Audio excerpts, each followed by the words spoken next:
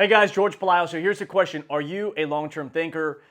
We actually did a training for our company on this subject, and I thought it would be valuable to you. So I want to ask you guys some questions and talk about some of the benefits of being a long-term thinker, right? So number one, they think big. See, long-term thinkers, the reason that they think long-term is because they're thinking that they want to do something big in life. When you're thinking about your dreams, when you're thinking about your goals, when you're thinking about your legacy, when you're thinking about the end of your life, and it's something that you want to look back and you want to be proud of, you want to make sure that you did something big, that you made a big difference, that you changed people's lives, that you impacted your family, right? That requires you, if you want to do something big, to be thinking long-term, because people that think short-term don't do big things. Number two, they delay small gratification today for massive gratification 10, 20, 30, 40 years from now.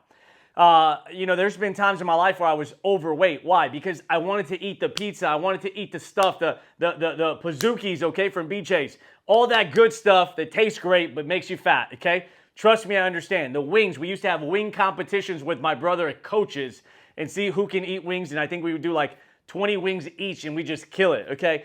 That ends up leading to overweight. Why? Because you want the satisfaction now, right? You don't want to pay the price right now. We're in a season right now where it's like, man, let's get in the gym, let's eat healthy, let's get the transformation going. Why? Because I want long-term gratification. I want massive gratification when we go to the beach and I feel good and I can play with my kids and, the intimacy is great and you have the energy and there's attraction there. That's massive gratification. Hey, you know what? Man, I want to just kick it on the weekend, but if I show up to the office and I build and I do this, one day I'll have a business that's worth 40, 50, 100, 200 million. Man, one day we'll produce people that make hundreds of thousands of dollars or millionaires. Will change people's lives. Man, that long-term gratification, that's worth a couple weekends. Man, I'm going to miss that party. I'm going to miss that vacation. Why? Because I'm chasing this next in my business. And then you get there, and people don't understand when you're going through that motion, that sacrifice. They don't understand it in that moment. You are even going to question the process with yourself to think, man, should I really do this? Is it worth it? But when you win and then you can buy properties for your family, homes for your parents and compounds for your family and your dream cars and vacations and you can give to charities, then you say, man, I'm so proud of myself. I'm so grateful that I made that sacrifice 10, 20 years ago. I'm so thankful to that young person, that leader, that man, that woman that made that sacrifice. I'm so thankful to Jorge Pelayo, the 20-year-old, the 19-year-old, the 18-year-old that decided, hey man, my dreams are real. I'm going to go bust my ass to get them because today we're living that life, right? But that's what, 20 years down the road. So long-term thinkers, they want that massive satisfaction long-term. Point number three, they begin with the end in mind. So now that anything that I do, I go and I ask myself these questions, this process. What is the whole reason I'm doing this? What do I want it to look like 30, 40, 50 years from now? See, that is not something that's a motivational quote. I had no idea how to do that because I was not a long-term thinker. I couldn't think about the end. I could only think about right now, this weekend, this month, right now. And then when you get involved in anything, for me, it's entrepreneurship that taught me this. And there's a delayed gratification process, right? You start to go through this and you realize that these, I want to say investments or sacrifices that you made, now you're able to identify that a sacrifice in the moment produces a benefit in the future. And so once you've learned this concept for yourself, then anything that you want to do, you just go into the future to say, what is this going to look like? And then you sell yourself that dream, you sell yourself that lifestyle, you sell yourself that pride in who you are and what you've done and how you've changed your family's life.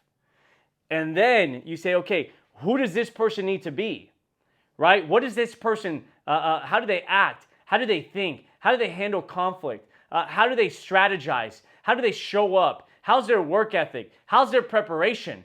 Right? And you start thinking about what this person looks like, this CEO, this successful person, this healthy person, this husband, this wife, this parent, this dad, this mom, this leader that you want to be for your family. And you start getting clear on that image, right? And then you say, okay, well, if that's what we want to do and that's who I need to be, then from there, let me start working backwards. What are those things? Where do I need to be 20 years from now, 10 years, 5 years, 2 years, 1 year, 6 months, 3 months, 1 month, 2 weeks, 1 week, 1 day, and you work backwards. So when you don't want to make the sacrifices in the moment, you go back to that vision that you have, and then you're willing to make those temporary sacrifices because you know why you're making the sacrifices. So begin with the end in mind. Point number 4, they have a powerful imagination. One day I'm having a conversation with my mentor. We're in the car by Jerry's Deli, and I asked him a question. I said, how do you think so big? How do you believe so big? How are you so clear and confident about your vision for your life? Because I want that for me. I think everybody watching this, you want to be clear. You want to be confident. You want to have that big vision. You want that vision to find you, but you got to find that vision. And trust me, I've been the person where like, man, maybe I'll just, find my vision. You don't find anything that you're not looking for that's good, okay? And so you got to go back and say, man, what is that? And so I asked him this question, and he says, I use my imagination. And I said, okay. And he's like, no, I can tell you're not getting it. Let me explain. I asked myself, what would it be like? What's it going to be like? How's that going to feel when we have that mansion and there's a family party and all the kids are running around in the backyard and the DJ's there and the music's there and the bouncer's there and you got 100 people, 150, 200 people at your house, and there's catered and there's sushi and there's a chef and there's a pizza guy and you got music going on. You got the theater that's going to be a movie that night and you got s'mores and a popcorn and you're just celebrating, Maybe it's a big birthday, maybe it's an anniversary, maybe it's your kid's birthday, maybe it's your family, get together. What's that going to be like, man? How's that going to feel? And there's, maybe the kids are getting horse rides and, there's face painting and you're sitting there and at the end of the night, you're walking everybody out and family staying at the house and you have that private moment and everyone's like, oh my God, this was so amazing. Thank you so much. This was so best party I've ever been to. Everybody's leaving with a gift and you use this imagination and you're like, man, what's that going to be like? Then you're like, man, I feel this is going to be amazing. What's it going to be like when you go into the dealership and you buy your dream car? What's it going to be like the day? Like, I want you to think about your mom and your dad and what's it going to be like the day that you retire them? And guys, for years, that's all I thought about, right? My imagination, I thought we're going to go to Catalina Islands. We're going to have dinner on that restaurant that's a cliff. And when we're coming back, I'm going to stand by my dad on the boat. I'm going to hand him an envelope, $5,000. And I'm going to say, Dad, you never have to work for another man the rest of your life. I'm retiring you. Man, that was a dream of a broke 20-year-old kid, 21-year-old kid, 23-year-old kid. That was a dream at one point. And I said, man, I can't wait. One day that's going to happen. One day that's going to happen. One day that's going to happen. See, I learned from being around Pat, from being around this environment, that imagination is so powerful that your imagination is what your life becomes.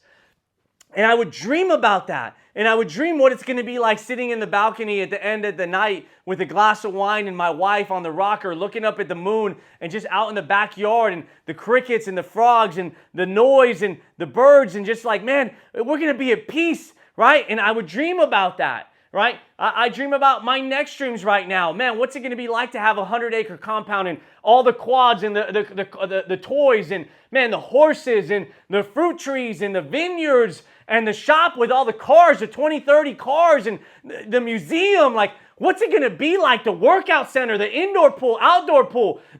That stuff fires me up, man. If you can't tell, I'm not pretending to be fired up. I'm genuinely fired up. Imagination has the power to change your life. And most of us don't use it. And it's God's gift to us and we don't use it. So you got to use your imagination. Point number 5, guys, they admire other big thinkers. Okay? They admire other big thinkers. So you put yourself around other big thinkers. If that's physically, if you can get that access, or maybe that's through books, maybe that's through YouTube, maybe that's through attending conferences, maybe that's through joining some kind of organization of other successful CEOs, entrepreneurs. Maybe if it's in fitness, you're getting around all the people that are in shape and people that are trainers and have a great body. Maybe if it's, in your faith, you're getting around people that are pastors and leaders in the church, and you're around other big thinkers, right? You're around other people that know how to make sacrifices, that have made those sacrifices, that were thinking long-term, right? So long-term thinkers need to be around other big thinkers. When you're around small thinkers, they don't understand your vision. They don't understand your dreams. They don't understand your goals. They don't understand you. They choose the now right now instead of the future. I know that because there's parts of me that I got to battle to build the life that I want to build. You know, it's 10 o'clock here. We're filming this right now. And it's the end of a day on Friday. And it's like, man, the video still got to get done. Why? Because we made a promise. Why? Because long term, I want to influence people. So everything, long-term thinkers need to be around other big thinkers. Point number 6, they study history and desire to make history. I would watch movies before and I would be inspired by like Braveheart, Gladiator, Patriot. You know, I'd watch these movies of these guys that would go to war and fight for their family, fight for their country. And I was inspired, right? But and some of these movies are based on real events. As I've gotten older now, and I say, man, life is going by very, very fast. I want to do something big. You got to go study other people in history that have done something big. What's their mentality like? What drove them to that? One of the books that we're in right now is the new biography by Walter Isaacson on Elon Musk. And you go through this documentary and you're like, man, this is what he did to build Tesla. This is what he did to build SpaceX. This is what he's doing. And so you want to study other people that are doing something. Maybe that's presidents. Maybe that's CEO. Maybe that's great coaches. We have a book club, and we're right now in a book by Nick Saban. And there's so many great lessons from these coaches. So you got to go study history, study other people that have made history, and that's going to inspire you that you can do it as well. Point number 7, they're driven by legacy. I know that I want to make my dad proud. I know that I want my mom, my dad to say, man, we raised an incredible son. And I have an amazing brother. I have an amazing sister. Both have amazing marriages. They've done such a great job with all of their children. I want me to make them proud. I want to make my wife proud. Man, more than anything right now, I want to make my little boy proud. And my next son that's on the way. I want to make these young little men proud that this is their daddy. There is nothing in the world that will stop me from doing that. See, when you find what drives you, what motivates you, you wake up an animal, you wake up a beast inside of you, you wake up that sleeping giant inside of you. When you know that, man, you're driven by them, their last name, that my little boy knows that his last name, damn it, it's a special last name. That his daddy and the blood that's inside of him, that it's special. That shit matters to me. It matters to me that he knows that. So there's a legacy that I want to create. You know, they say if you don't come from money, a family of money should come from you. But if you don't come from legacy, a family of legacy should come from you. There are so many people, and I can't stand this, that parents that put the pressure, by the way, for their children to go build a legacy instead of them building a legacy at the same time. Like, dude, I'm going to do my part. You do your part. Let's build a family legacy. I don't put that pressure on my kids. I put that pressure on me. I put that pressure on me. And you say, man, but you know what? I just don't come from money. Neither did I.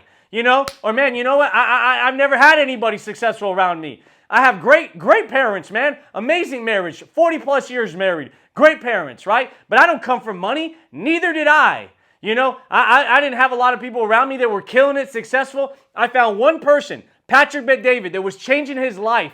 And I said, man, I just need to be around this person. And that relationship, one person, changed my life.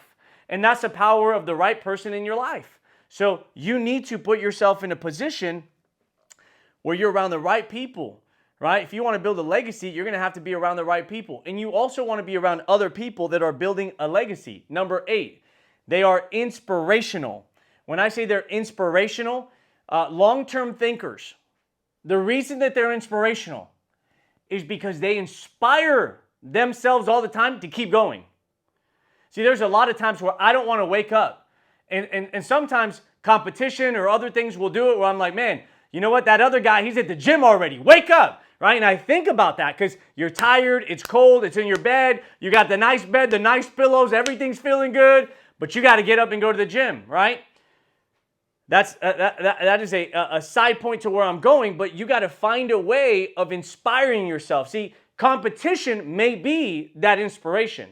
Your dream, your imagination may be that inspiration, but they're constantly inspired because they're not waiting. At this point in my life, I'm 37, guys. I don't wait for anybody to inspire me anymore.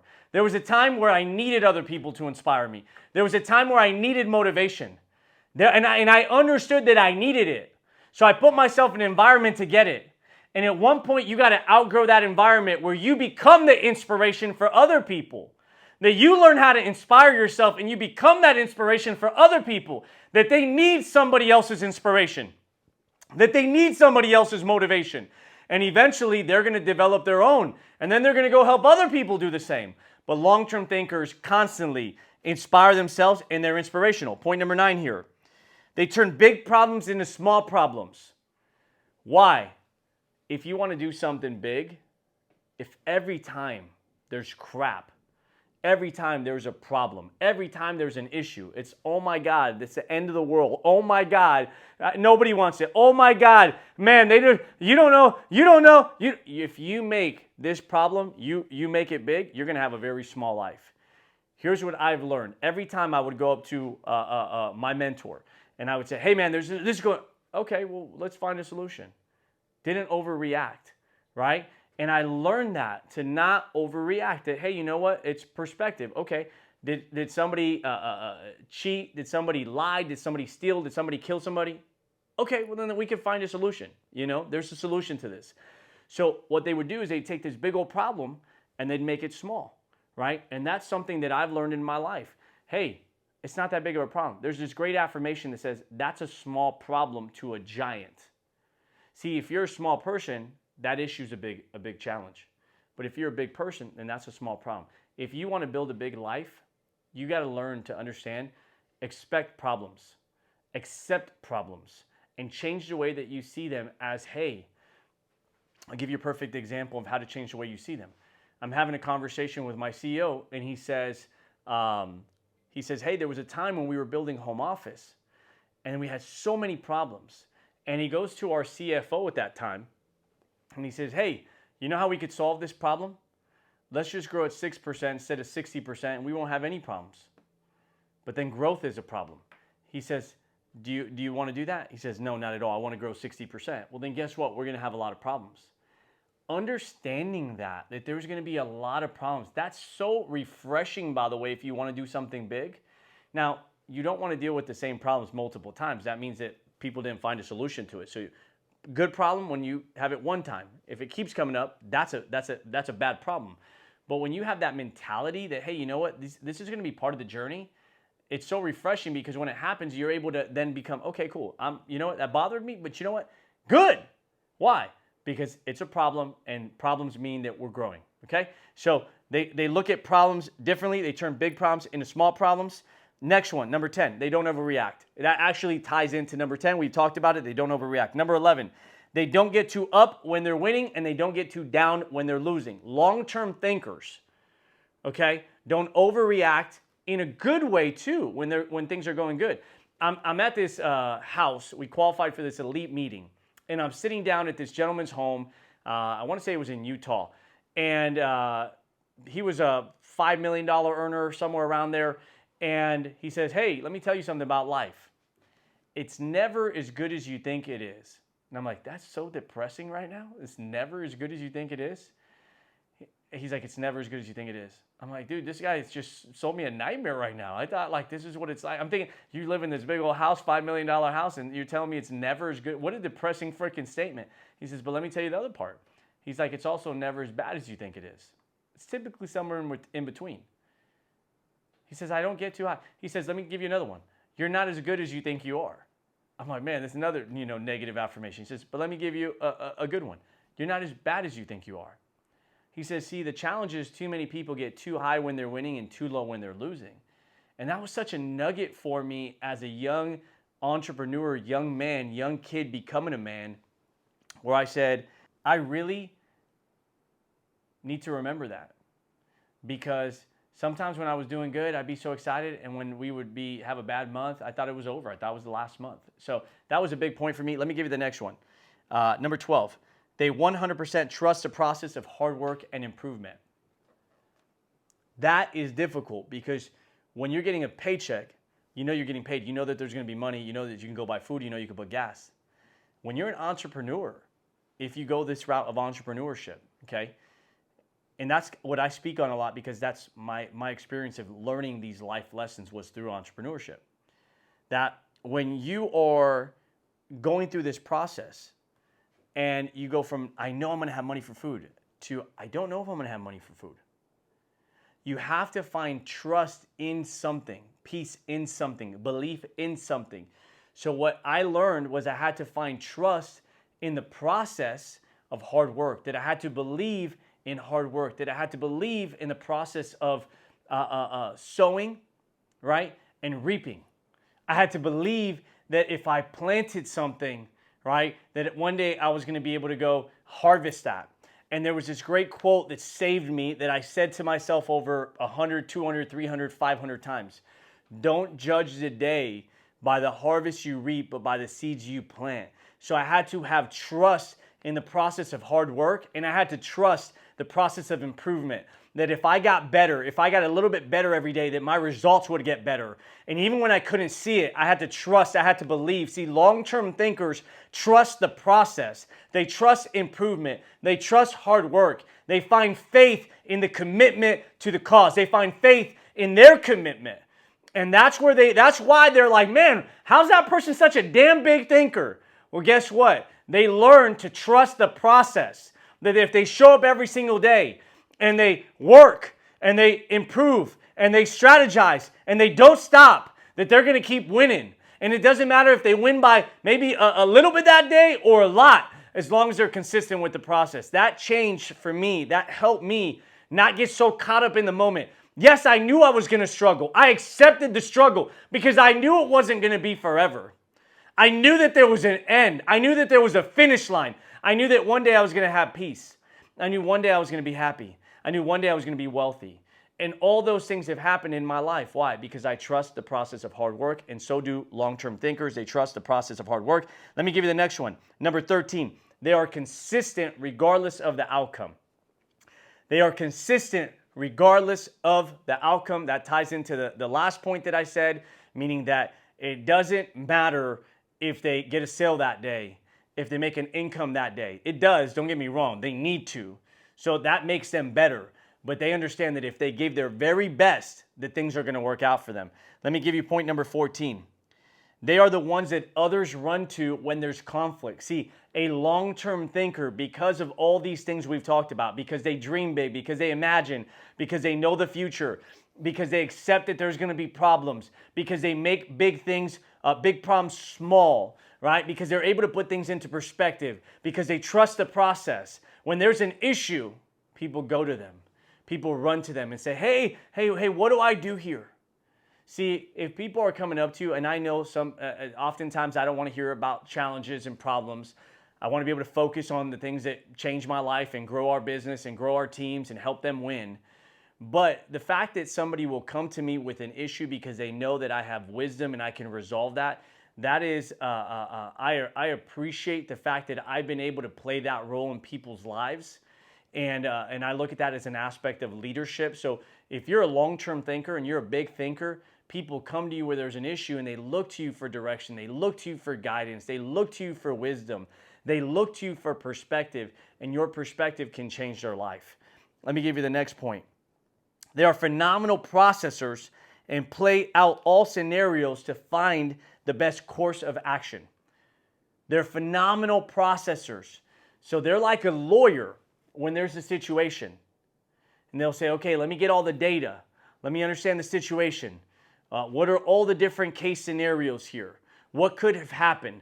If I go this way, like a chess, probably better example, a person in chess, right? If I do this move, then this happens, and I have to do this move, meaning that they think longer. They're just not responding. The problem for so many people, I have some great people that I work with that are amazing people, but they're such short-term thinkers. They're such small thinkers. They're thinking about move number 1 versus 5, 6, 7, 8, 9, 10.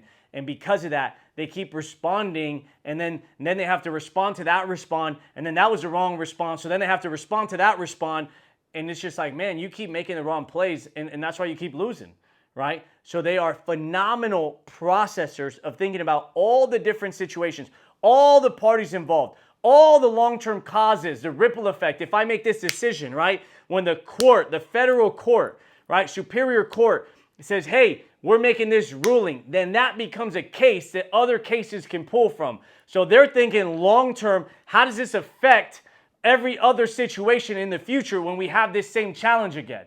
That's why CEOs are CEOs. That's why successful people are successful, because they can process more, they can look further, they can think more moves ahead than everybody else. Let me give you the next one.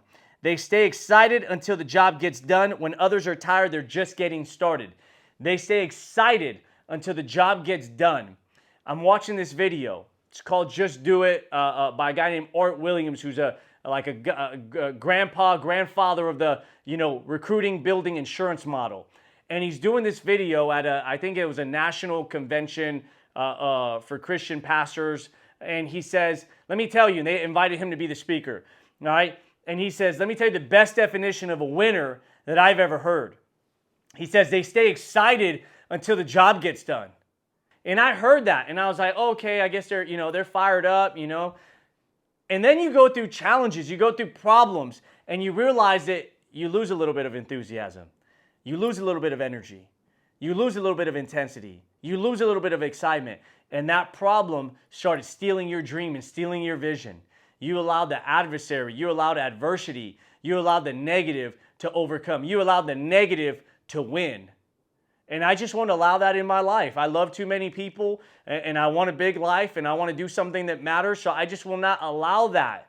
I get bothered, I'm upset, I get pissed off, I get discouraged, but I bounce back faster. See, a long time ago, it used to take me months, and I'd hurt my business for months, and then it would take me a month, and then it would take me a couple weeks, then it would take me a week, then it would take me a few days, then it would take me a day, then it would take me an hour. And now it's a couple minutes. Man, boom, boom, frustrated, boom, what's the solution? Let's go. So imagine a person that can take a problem that you should throw them off for 3 months or 6 months. I know people have lost a year, by the way, because of a problem. We just had that conversation with some absolute studs in our business. And so imagine if you could take that problem that used to throw you off for 3 months, 6 months, a year, and you could take it and you could process it in 2, 3, 5 minutes, and you didn't allow that to affect you anymore. So there's this great quote that says, success is being able to go from failure to failure without a loss of enthusiasm. And so when you think about that, they stay excited until the job gets done, that doesn't mean that they're just ignorant and excited. They choose enthusiasm until the job gets done, right? And, right, when others are tired, they're just starting. Let me tell you about successful people. They also get tired. They also get fatigued. Right? And that's why health is so important. Nutrients are so important. Sleep is so important. The right associations, things that fire you up, things that get you excited, your goals, your dreams, vision board, affirmations, right associations, right meetings, right people, right? Because when you're thinking about that, how does this person outperform this other person? They both have the same hours in a day, but one person's whooping that other person. Why? Because when one person says, you know what, man, I did enough, you do a little bit more, right? You do a little bit more. My guys are in the office and they're leaving and I hear the doors closing, right? And I love the fact that they're seeing us do a little bit more, right? And it's not out of motivation, it's out of commitment, because we made a commitment this year to produce 365 subject videos. And we're going to do that, and we're going to keep our word every single day this year, because we want to give you value.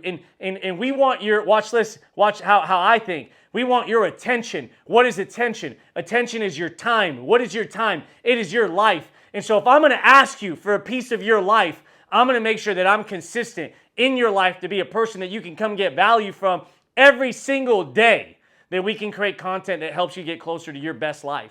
And so why? Because there's a bigger why. So when that other person's tired and they say, oh, I did enough, that other person does a little bit more because the dream is bigger, because they're a long-term thinker. Let me give you the next point. They are extremely competitive. You know, I didn't grow up playing sports. I did, but I wasn't competitive in sports. But then I got into business, and I hated to lose more than I liked to win. So I would be competitive. Why? Because fear of missing out, FOMO. I didn't want to miss out on that meeting. I didn't want to miss out on that trip. I didn't want to miss out on that contest. I didn't want to miss out on that message, that leadership message, that conference call, that private mastermind. I wanted to put myself around there because I wanted to win. But I was a reactor, right? Fear of missing out. That was a big driver for me, okay? And so then I processed this and I said, man, This other people are beating you, and because they're beating you, then you get fired up. So you're reacting. And I was told, you are a reactor, not an initiator. And I said, man, I'm so damn tired of being this person. And I got really clear on what kind of level of respect I wanted with myself. What kind of level of respect I wanted amongst my partners. What kind of level of respect I wanted with people that are my mentors, that poured into me, that invested thousands of hours of their life into this guy right here. And I wanted to honor that, and I want to make them proud. Yeah, Darren, I screwed up. There's many times I've screwed up. But man, I want to show you that I'm grateful. I want to come through. I want to do something that makes those people proud. I want to make my parents proud, my mentor proud, my team proud, my wife proud. So when I think about competing today, I no longer look at it from beating another person. I no longer look at it from, missing out on a situation. I look at it from, man, what's the best version of you look like? And what if you never become that person? So I compete with me now. But that was a process that I had to get through discipline, through commitment, through clarity. I had to get clear. See, the problem why most people can't commit is because they don't have that clarity. When you get there, you're competitive, right? And yeah, you look at some people and you're like, man, I like what they're doing. What are they doing? How do I do it? And you'll study them. But you don't study them from a place of intimidation. You study them from a place of examination, where you can say, if they can do it, I can do it. Let me add that to my repertoire. Maybe I wasn't the one to come up with it. Maybe I wasn't the first to think about it. But I'm going to learn it, and I'm going to do it as good and better. Why? Because I'm going to make it my own way. I'm going to take all your gifts, and it's not about beating you. It's about beating me. It's about being a better person. I love the quote that says, don't compare, right? Compete with yourself. Some of you will say that, and you're like, that's why I don't compare myself to anybody. You can't compare yourself to yourself if you're losing. You actually have to compare to somebody that's winning, but eventually when you start winning, you got to stop comparing.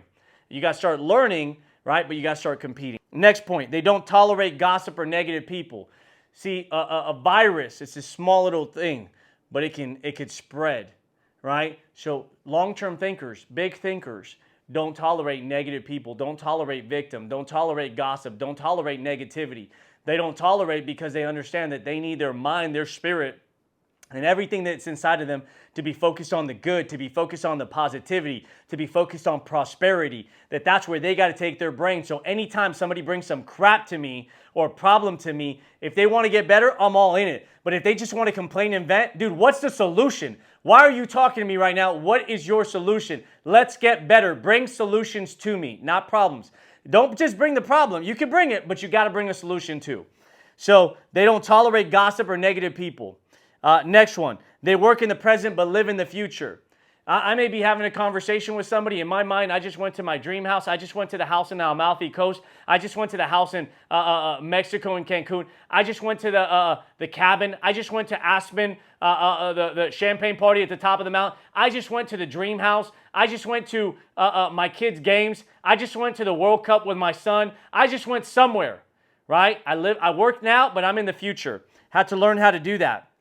Next point, they create luck by working hard and preparing for the opportunity before it presents itself. So when it comes, they are ready. See, they create their luck by preparation. See, long-term thinkers prepare. And then when the opportunity comes, they can meet that opportunity because they prepared. And people say, well, you got lucky. Maybe I did, but I had to prepare for that opportunity so when it came, I could take advantage of it. So they're constantly preparing. They're constantly training. They're constantly improving. They're constantly reading. They're constantly getting better. So they create their luck by working hard and preparing for that opportunity. Next point, they seek mastery. They seek mastery. They want to be the best at something in their class, in the insurance financial industry, leadership. Man, I want to be the best in the industry that I can say, man, at my time alive in this industry, at this time, that I was the best, that I gave the most value, that I was the most consistent, that we created the #1 office. I want that to be an example, that we recreated what culture looks like.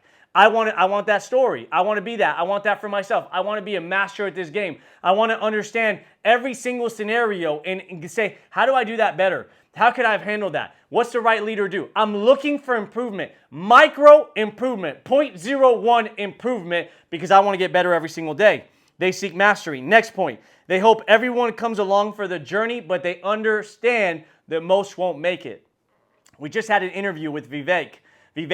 And in the interview, I asked him, I said, hey man, we're around 38 million. We're trying to get to 100 million. What advice can you give me? And he says, George, sometimes you got to understand the people that helped you get to this point are not the same people that you need that will help you get to 100 million. Most people look at that as a sad thing, but it can be a positive thing. You could celebrate it. You can be appreciative of them, but you also got to understand that getting to 100 is going to require the next leader in you, next different leaders, next different standards, next different ways of processing. And so the challenge with that is that oftentimes people are so attached, and I love my guys. One of the hardest things for me to do is allow for another person that I believe in to quit on themselves. That's why I'm so frustrated, and I understand that more and more now, why people were frustrated with me.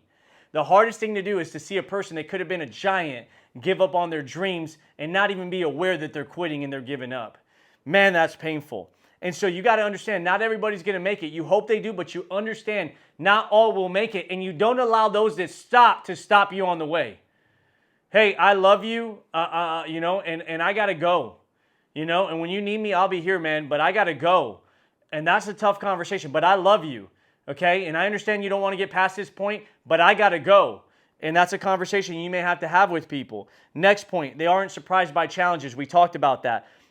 Next point, they attract and build other long-term thinkers. When you're a long-term thinker and you talk about how you think and how you process, you're going to develop other people around you and take them from short-term thinkers and develop them into long-term thinkers. But at the same time, you're also going to attract other people that are big thinkers, other people that are long-term thinkers. Why? Because there's not that many. There's not that many in the marketplace today. And that's why you see them all associating with each other. All the most successful people associate with each other. Why? Because there's not that many. They value each other more. So the moment you enter that club, the moment that you get to that, you say, man, I speak the same language as you. You may be ahead of me right now, but I'm as committed to the process as you are. That fear goes away. And people can sense that you feel that you belong. Not out of a sense of entitlement, but out of a sense of sacrifice that you're committed as well, just as much as they are. So they attract other long-term thinkers. Next one, people want to learn and work with them. People want to learn and work with them, okay?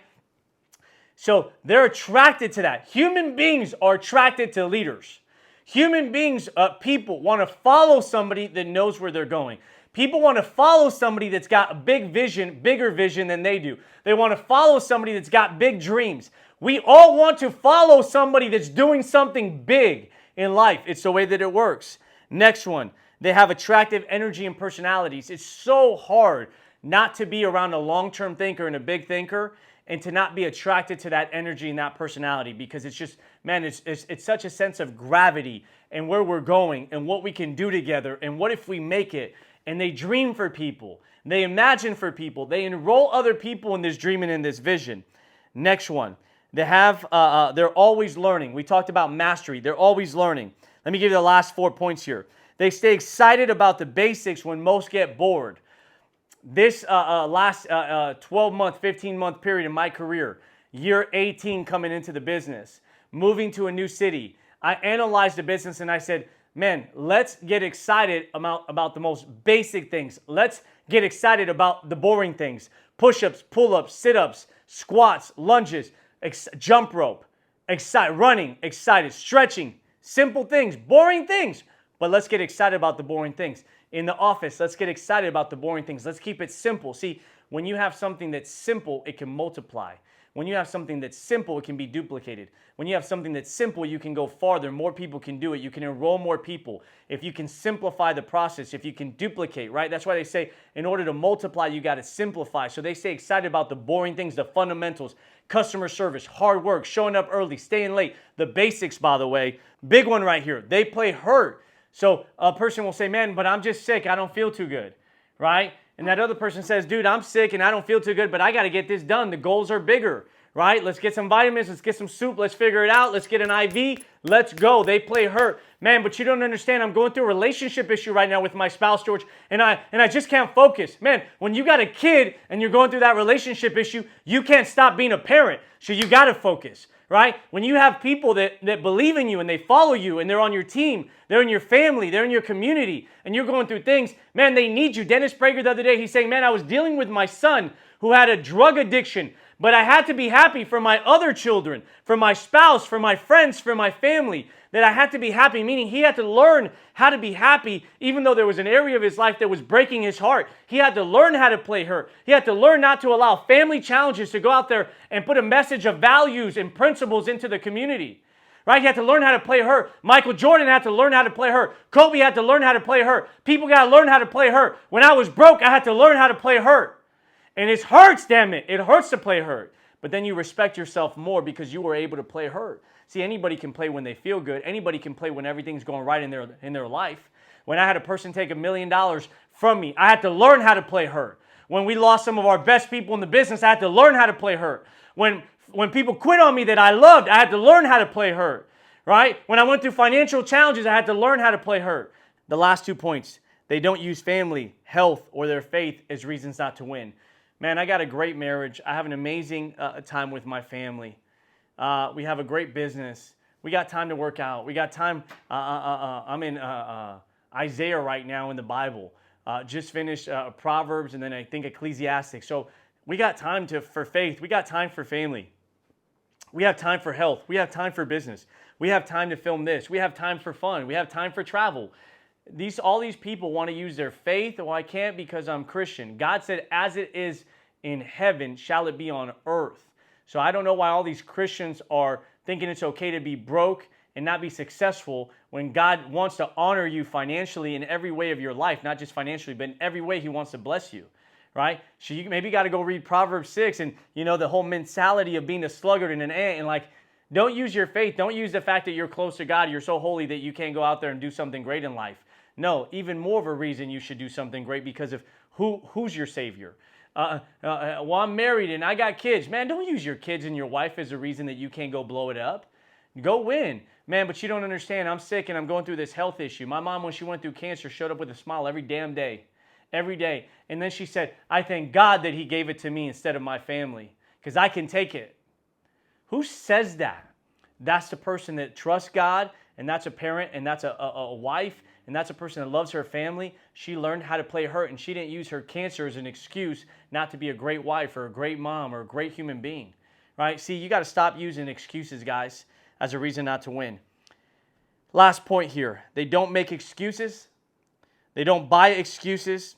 And their example takes away all excuses. I'm so grateful that I met a gentleman, Patrick Bet-David, that I saw him build this insurance agency alongside a lot of the co-founders and partners, build his life, have 4 kiddos, have a great marriage, have health, have fun, laugh all the time, enjoy, build his dream life. Because I saw one person do it, I knew that it could be done. So what happened? That one person in my life took all those excuses away that I've heard all these other people. Well, that guy's a multimillionaire, but he's divorced and he's cheating on his wife. Man, that person's an awesome Christian and they're involved in church, but they can't help anybody else financially because they make that excuse. Or you know what, man? That person's in great shape, but they're poor. They don't do well financially, but they have a great body. See, I saw one example of a person that had it all, and I said, man, you know what? I'm going to model that in my life. See, the world needs more people to model that because maybe you're going to be that example. In my office, in my associations with my brokers, with my family, with my friends, I'm that person for those people. So if you're watching this and you say, man, I want to be a long-term thinker, I want to do something big in my life, understand that you're going to have to be a person that doesn't make excuses. That also doesn't take people's excuses. That doesn't mean be a jerk or an a-hole and you're making excuses. No, hey man, can I be honest with you? That sounds like you don't fully understand your capacity, or you're not looking for inspiration, or you're not understanding that other people have been in your exact situation and yet maybe even worse situation and they still prospered. Why are you using that as an excuse? Right? So I'm not saying be a jerk, but they don't buy excuses. They process that excuse out of people. They challenge that excuse out of people. And then they live their life. They live their life in a way that they show people that you can have everything and win in every area of your life if you're willing to commit to that process and pay that price. And I want to do this with you because I believe that all of us will be blessed if we can move from being a short-term thinker or a small thinker to a long-term thinker and a big thinker. Please share your comments below. Please share this video with somebody if you think it'll help their life. Please subscribe to the channel if you don't. And we look forward to putting out content that can change your life. Take care. We'll see you on the next video, guys.